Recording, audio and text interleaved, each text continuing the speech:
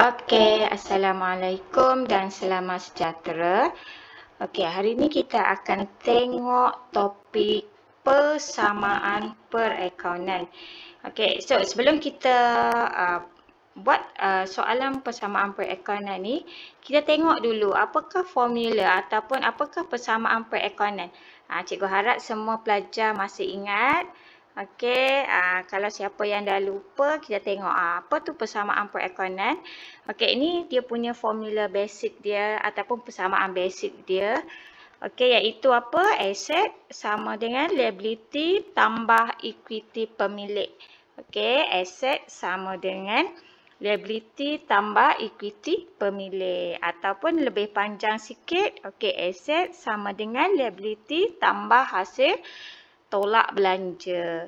Okey, so bila kita nak jawab soalan persamaan perakaunan, okey, satu pelajar kena faham, sebelah aset, okey, sebelah aset mesti sama dengan sebelah liability tambah equity pemilik. Apa maksud dia?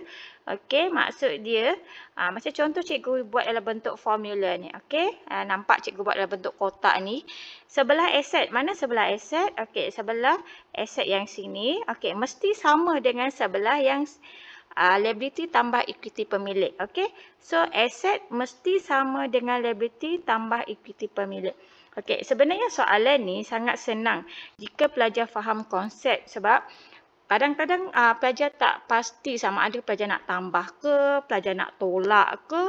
Okey, so cikgu selalu cakap dengan pelajar, okey, walaupun kita tak tahu sama ada kita nak tambah ataupun kita nak tolak, tetapi sebenarnya kita boleh, kalau kita tak tahulah, ini cikgu ajar kepada mereka yang kurang nak faham, tetapi mereka boleh jawab dengan betul dengan cara menembak cara bijak. Okey, bila nak tembak pun ada cara bijak juga.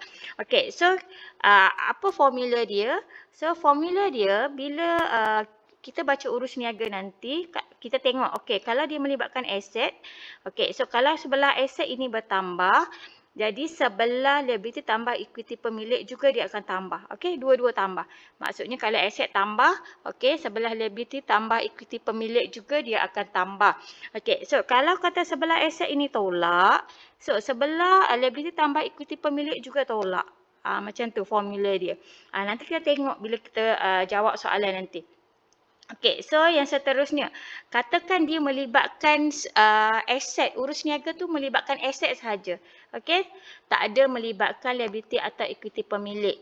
Okey, so dia melibatkan aset sahaja. Contoh dia apa? Contoh dia membeli perabot secara tunai. Perabot aset, tunai juga aset. So bila melibatkan aset sahaja, so formula dia kalau satu tu tambah, satu tu akan tolak. Okey, sama ada tolak dulu ke tambah dulu ataupun tambah dulu atau tolak dulu, sama ada, mana-manalah. Okey, so yang seterusnya. Okey, katakan contoh, dia tak melibatkan aset tetapi dia melibatkan liability tambah equity pemilik sahaja. Okey, contoh dia lah. Okey, so kalau dia tak melibatkan sebelah aset, dia cuma melibatkan sebelah liability tambah equity pemilik sahaja. So formula dia sama juga, mesti ada satu yang tambah dan satu yang tolak. So dia macam tu. Okey. So, kita tengok soalan. Okay, so pelajar ingat formula ni. So, bila dapat soalan persamaan perakaunan, so pelajar buat dulu kita punya formula lah. Cikgu panggil ini sebagai formula. Okay, so ingat kalau dia aset tambah, so sebelah liability tambah equity pemilik juga akan tambah. So, kalau kata aset tolak, so sebelah liability tambah equity pemilik juga tolak. Okey, so kalau dia melibatkan aset sahaja, so satu tambah, satu tolak ataupun satu tolak, satu tambah. Okey, so kalau dia melibatkan liability tambah equity pemilik sahaja, so dia mesti ada satu tambah, satu tolak. Okey, so pelajar ingat formula tu dulu sebelum kita buat persamaan perakaunan.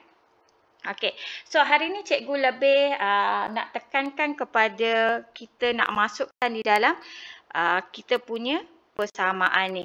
Okey, di dalam kotak ni. Selalu kalau soalan dia banyaklah yang akan diberi kotak lebih kurang macam inilah.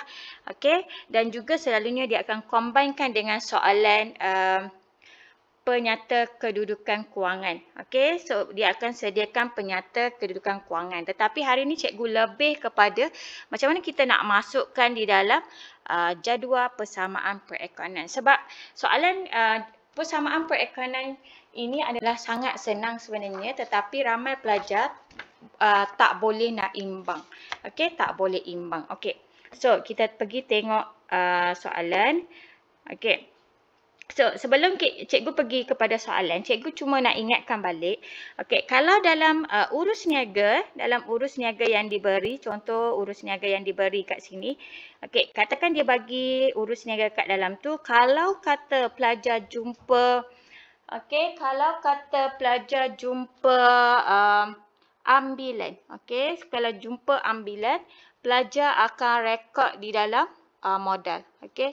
So, pelajar akan rekod di dalam sini. So, kalau jumpa ambilan, okey. So, pelajar akan masukkan di dalam modal. Okey. So, satu lagi kat sini pelajar nampak ada untung bersih. So, bila untung bersih tu nanti, pelajar akan rekod apa? Kalau jumpa hasil, so kita akan tambah hasil. Okey. Ataupun kalau jumpa belanja, kita akan tolak belanja. Okey, so belanja kita akan masuk di dalam untung bersih. Selain daripada tu, apa lagi yang kita masuk? Kita akan masukkan sama ada untung atau rugi lah. Kita akan masukkan di dalam kolom untung bersih. Okey. So, kita tengok macam mana kita nak buat. Okey. Okey, so yang pertama kita tengok soalan. Okey, so bila soalan dia beri penyataan soalan, okey, sama ada dia bagi dalam bentuk PKK, okey, PKK ataupun dia bagi dalam bentuk kotak, okey, pelajar boleh cubalah soalan dia boleh bagi dalam pelbagai bentuk, tetapi jika pelajar faham bendanya adalah sama sahaja. Okey, contoh, bila dia bagi penyataan dalam bentuk PKK ni, apa kita nak buat?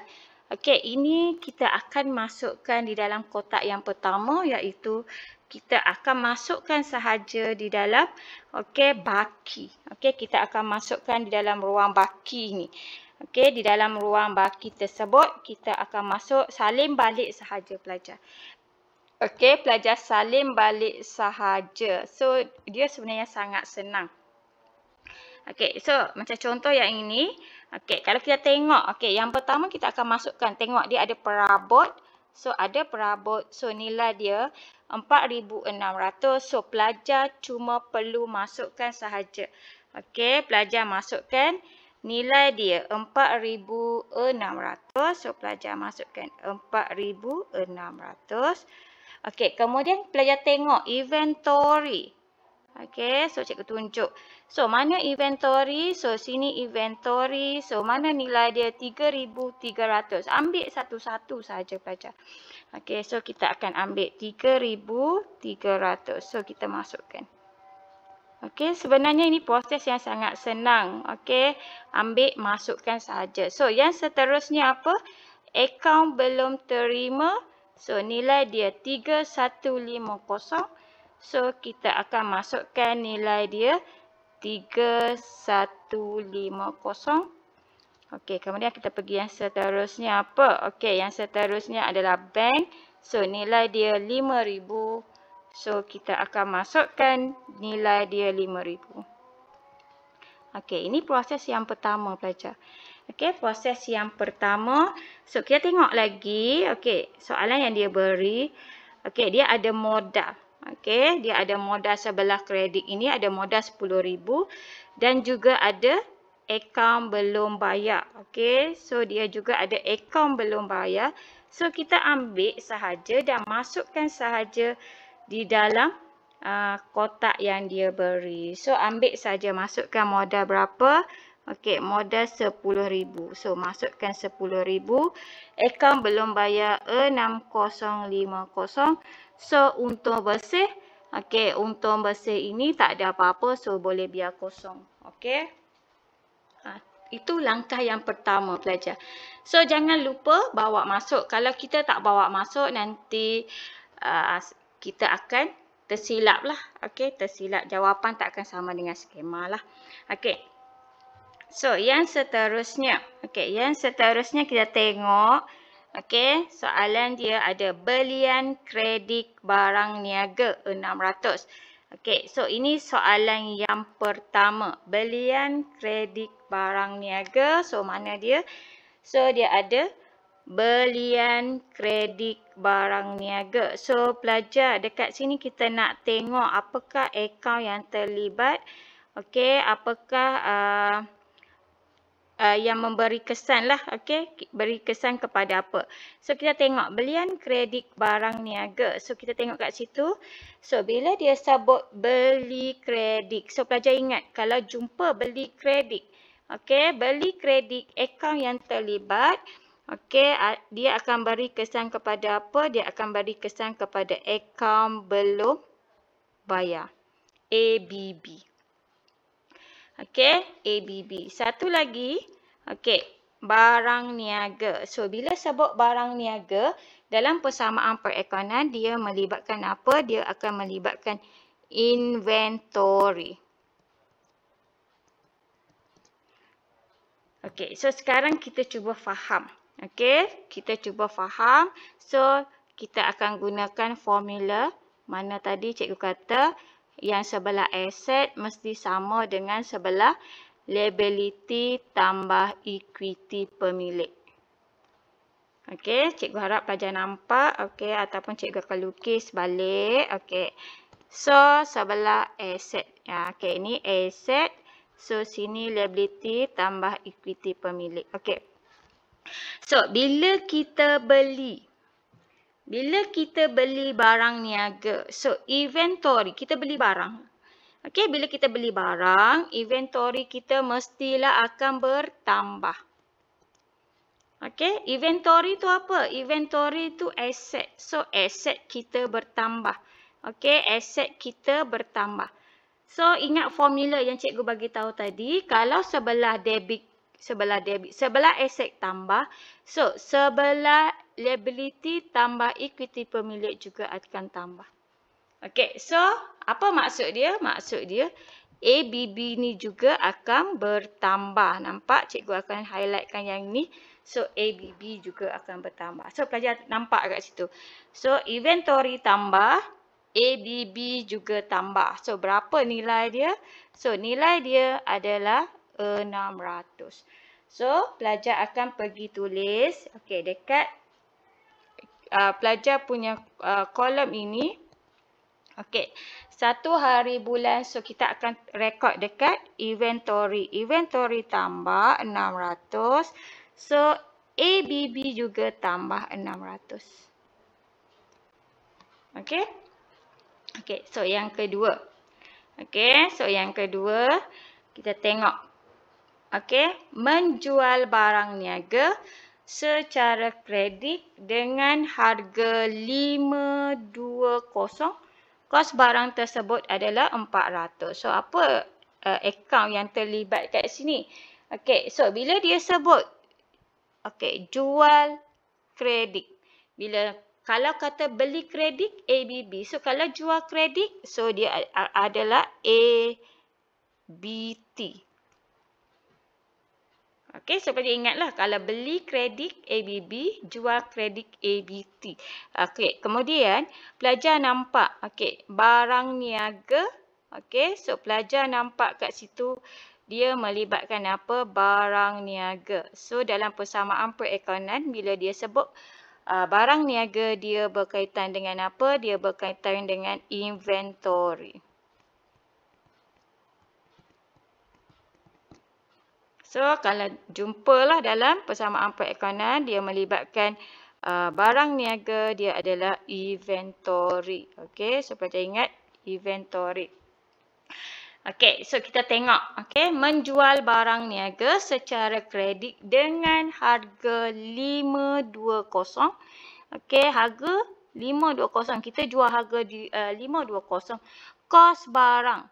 Okey, kos barang tersebut adalah 400. Okey, kos barang adalah 400.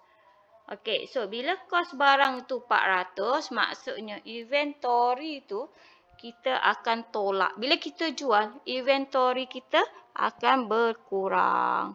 Okey, so inventory kita akan berkurang. So kita pergi dekat kita punya soalan ni. So inventory kita berkurang. So kurang berapa?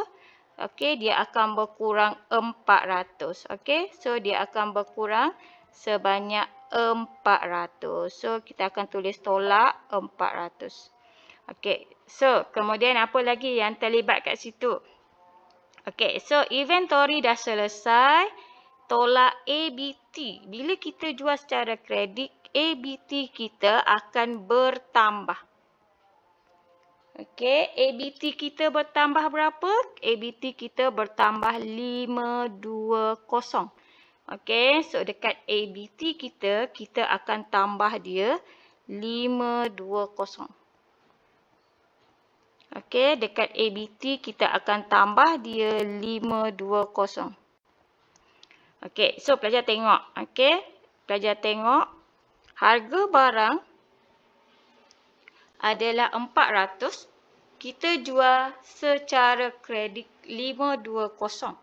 So, barang 400, kita jual 520. So, kita akan dapat apa? Kita akan dapat untung. Okey, so bila dapat untung, kat mana nak rekod? Kita akan rekod di dalam kolom untung bersih juga. So, kita akan masuk berapa nilai dia? 120. Okey, so selesai soalan nombor 2. Okey, kita pergi soalan nombor 3. Okey, soalan nombor 3. Okey, soalan nombor 3. Okey, pemilik perniagaan membawa masuk sebuah meja kepunyaannya bernilai 135 ke dalam perniagaan. So, bila pelajar jumpa dalam soalan, dia sebut membawa masuk.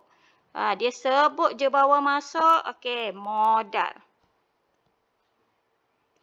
Okey, modal dengan apa? Okey, modal dengan apa dia bawa masuk? Okey, dia bawa masuk meja. So, meja ni apa? Meja ni perabot. So, meja adalah perabot. So, dia bawa masuk perabot dalam perniagaan. So, bila bawa masuk dalam perniagaan perabot, so automatik perabot kita bertambah. Perabot tu apa? Perabot tu aset.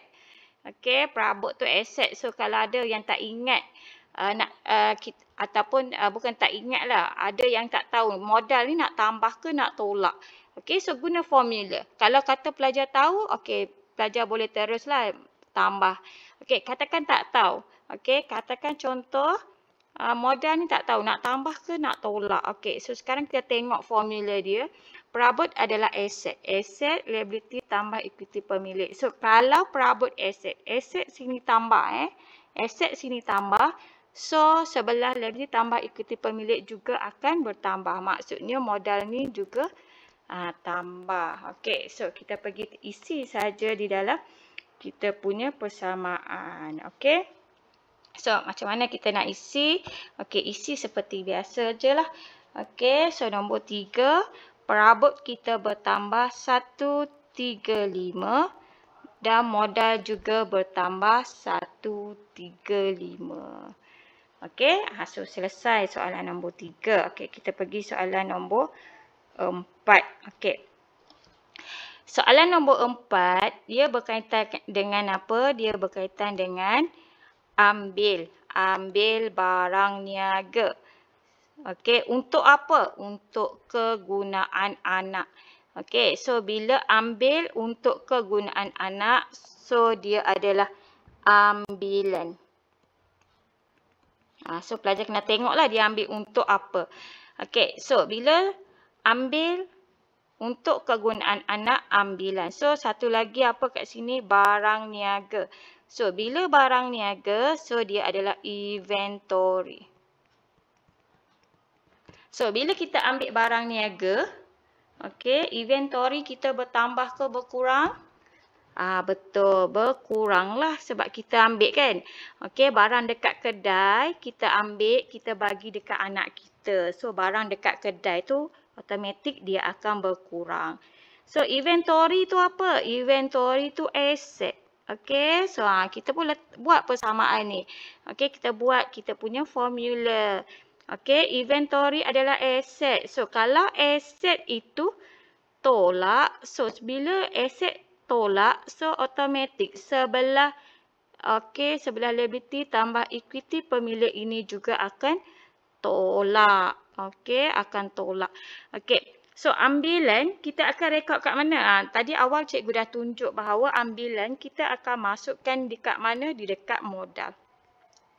Okey, so soalan nombor 4. Macam mana kita nak masukkan? Okey, nombor 4. Okey, dia ambil berapa tadi? Dia ambil 100. So, inventory dia tolak. Okey, inventory tolak 100. Okey, dan juga dekat modal kita akan tolak 100. Okey, dekat modal juga kita akan tolak 100. Okey, cikgu tulis ya. Okey, dekat modal kita juga akan tolak 100. Okey. So, yang seterusnya, okey. Okey, yang seterusnya nombor 5. Okey, nombor 5. Okey, nombor 5. Okey, so pelajar tengok. Jual barang niaga secara tunai 320 dan tunai dibankkan. Ada sebut dah bank kan? Ambil yang last. Okey, dibankkan. Walaupun dia sebut jual secara tunai, tetapi tunai itu dibankkan.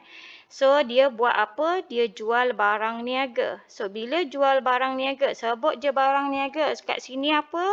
Yang terlibat adalah inventory. So, bila kita jual inventory, kita jual barang niaga. So, barang niaga kita automatik akan kurang.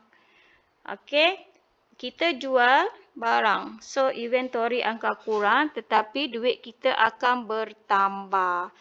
Okey, so ada pelajar dia tak tahu ni. Okey, tak tahu bank ni tambah ke tolak. Tiba-tiba dia pening lalat. Okey, so gunakan formula yang cikgu ajar tadi. Okey, buat macam ni. So, ingat. Okey, untuk inventory adalah aset dan bank juga adalah aset. So, ingat kalau aset, dia melibatkan aset saja, satu tolak satu mesti tambah. Okey, jadi apa? Bank ini, okey, bank yang kat sini ini dia akan jadi apa? Dia akan jadi tambah lah. Okey, so kita masukkan di dalam kita punya kotak persamaan tadi. Okey, so, kotak persamaan kita nombor 5. Okey, nombor 5 dia melibatkan apa tadi? Dia melibatkan jual barang niaga. So, dia melibatkan inventory. So, kita tolak kita tolak. Okey. Tolak berapa? Tolak 320. Betul tak? 320. Okey. So, tolak 320. Okey. Tolak 320. Dan duit di dalam bank kita bertambah 320.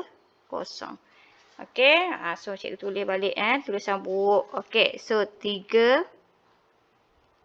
Okey, so kita pergi yang seterusnya. Okey, nombor berapa? Nombor 6. Okey, nombor 6.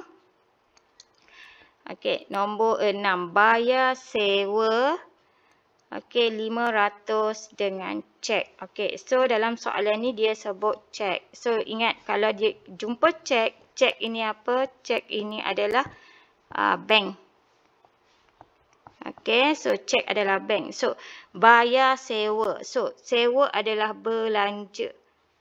Tadi awal-awal cikgu dah cakap tadi, kalau jumpa belanja, kita akan masukkan di dalam kolom untung bersih. Nampak? Okey, untung bersih kita akan tolak. Okey, so maksudnya belanja ini kita akan tolak. Okey, so kalau kita bayar, duit dalam bank kita juga akan berkurang. So, bank tolak. Dan kolom untung bersih juga tolak. So, kita akan tulis. Okey, bank tolak. Tolak berapa? Tolak 500. Okey, so kita akan tolak 500. Okey, dan dekat untung bersih ni juga tolak 500. Sebab apa kita tolak 500? Sebab dia adalah belanja. Okey, so yang last sekali. Okey, yang last sekali. Okey. Yang last sekali adalah terima. Ni pelajar kena, dia panjang sikit ayat dia tapi sebenarnya senang je. Terima 3,000 daripada ABT. Apa maksud dia? ABT dia bayar hutang. Okey, kita terima 3,000 daripada ABT. Maksud dia apa? ABT bayar hutang. Bila ABT bayar hutang, hutang dia mestilah berkurang. So, ABT akan tolak lah. Okey. So, kita akan pergi dekat ABT. Okey, ABT kita akan tolak. Okey, tolak berapa? Tolak 3,000. Okey, sebab apa tolak 3,000 ni? Sebab ABT dia bayar hutang. Okey, so hutang dia makin kurang lah sebab tu tolak. Okey, kemudian daripada 3,000 tadi kita dapat duit 3,000 daripada ABT. 2,500 tu dibayar terus kepada ABB. Dapat duit daripada customer. Kemudian kita terus pergi bayar dekat kita punya akaun belum bayar. So, dekat akaun belum bayar, kita bayar hutang dia. So, hutang kita pun berkurang. Okey, dengan kita punya akaun belum bayar tadi. So, berapa kurang? 2,500. Okey, so pelajar faham? Okey, faham. Ada duit 3,000. Okey, kita dapat duit 3,000. Okey, dapat duit 3,000 tadi.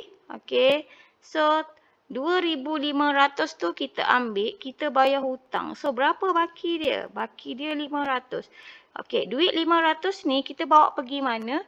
Okey, kita bankkan dia. Nampak? Kita bankkan dia, kita masukkan 500 ini ke dalam bank. So, duit dalam bank kita bertambah 500. So, kita akan masuk kat sini 500. Okey, dah selesai. So, bila selesai, pelajar jumlahkan. Okey, setiap kolom. Macam contoh kat sini, kolom perabot. Okey, so pelajar tambah.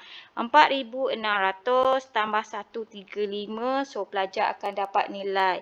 Okey, berapa nilai? 47. Okey, 35. Okey, so pelajar buat satu-satu. Okey, kemudian inventory. 3,300 tambah 600.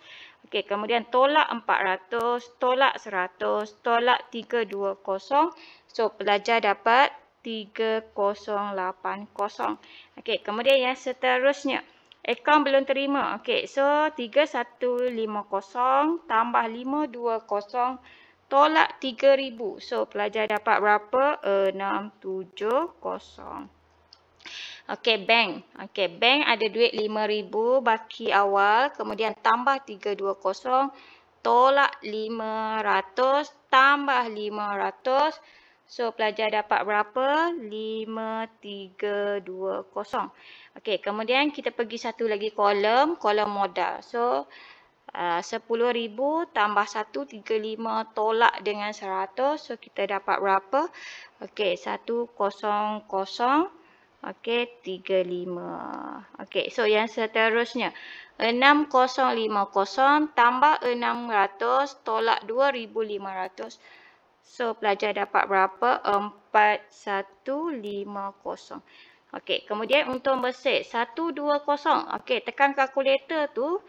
Mula dengan positif lah. 120 tolak dengan 500. So, kita dapat berapa? Kita dapat 380. So, pelajar tengok dekat kalkulator pelajar tu, dia ada tanda negatif. So, bila tanda negatif, maksudnya kat sini kita rugilah.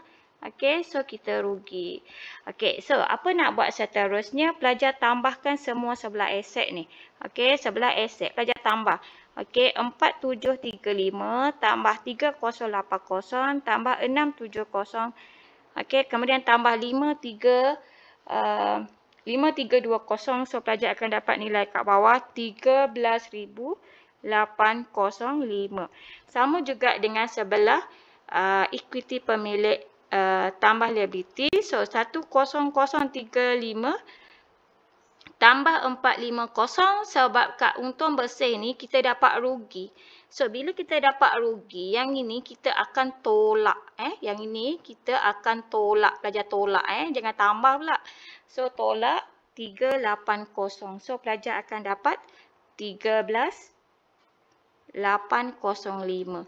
So, bila kita yang last kali ni, bila kita dapat jawapan sebelah debit dengan jawapan sebelah aset, okey, sama dengan jawapan sebelah equity pemilik tambah liability ni. So, kita boleh gembira lah. Okey, kita punya persamaan perekonomian sudah betul. Okey, so yang seterusnya nanti cikgu akan tunjuk dalam rakaman yang seterusnya macam mana kita nak buat PKK daripada persamaan perekonomian. Okey, terima kasih. Selamat mencuba.